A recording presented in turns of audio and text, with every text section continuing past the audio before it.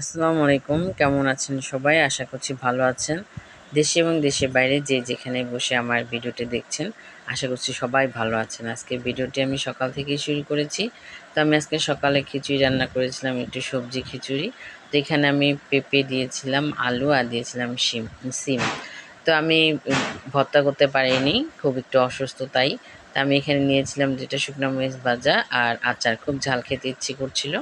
তো নাস্তা সেরে দুপুরে রান্না চলে গেলাম। মেয়ে মানুষ যতই অসুস্থ হোক না কেন, আমাদের রান্না করে খেতেই হবে, তাই আমি রান্নার কাজে চলে গেলাম। তো আজকে আমি রান্না করেছিলাম রুই মাছ দিয়ে, সিম আর আলু দিয়ে। এখন ফ্রিজ খুলে দেখি একটা মাত্র বেগুন আছে আর আছে 3টা পটল।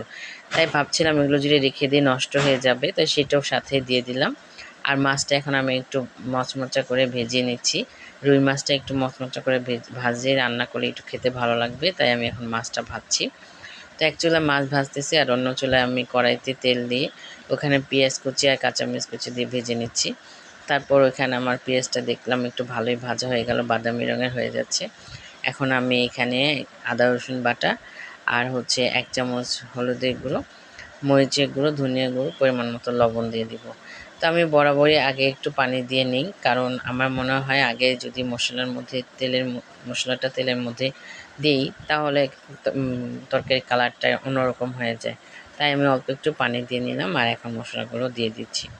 মশলাটা ভালো মতো কষিয়ে নিব। তো মশলাটা ভালো মতো কষানো হয়ে গেলে তারপর আমি এখানে সবজিগুলো দিয়ে দিব। আমি আজকে একটু মরিচগুলো কম দিয়েছি, কারণ যেহেতু আমি কাঁচামরিচ দিচ্ছি, তো কাঁচামরিচের ঝালটাও অনেক, তাই সেখানে আমি মরিচের গুঁড়োটা একটু কম দিচ্ছি। আর বেশি ঝালটাও খাবো না, অলরেডি সকালে ঝাল খাওয়া হয়ে গেছে।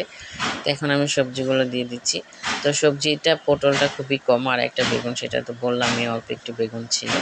তো এখন আমি এটা ভালো মতো নেড়ে দিলাম। নেড়ে নিয়ে তারপর এখন এটা ভালো মতো কষিয়ে পরিমাণ মতো পানি দিয়ে দিব। আর করেছিলাম আমি আজকে মূলা ভাজি। তো মূলা ভাজিটা আমি বরাবর একটু সিদ্ধ করে তারপর পানিটা ফেলে নিই, তারপর ভাজি করি।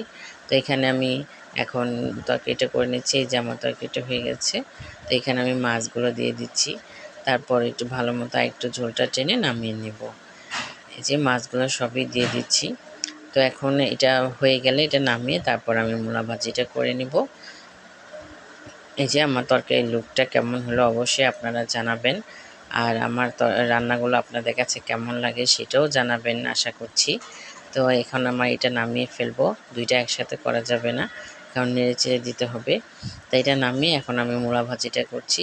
আর ভাজি শাক এই যেটাই করি না কেন, এর মধ্যে যদি একটু শুকনো মরিচ না দিই তাহলে হয়ই না। তো এখানে আমি একটু শুকনো মরিচ দিয়েছি আর কাঁচামরিচ, পেঁয়াজ দিয়ে মূলাটা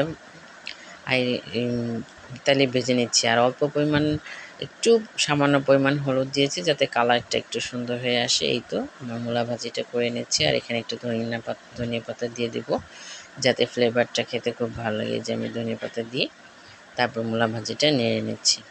তো এই ছিল আজকে আমার রান্না বাড়া। আর আমার ভিডিওটি আপনাদের কাছে কেমন লাগছে অবশ্যই জানাবেন। ভালো লাগলে অবশ্যই লাইক কমেন্টস করে জানাবেন। ভালো থাকবেন সবাই, আল্লাহ হাফিজ।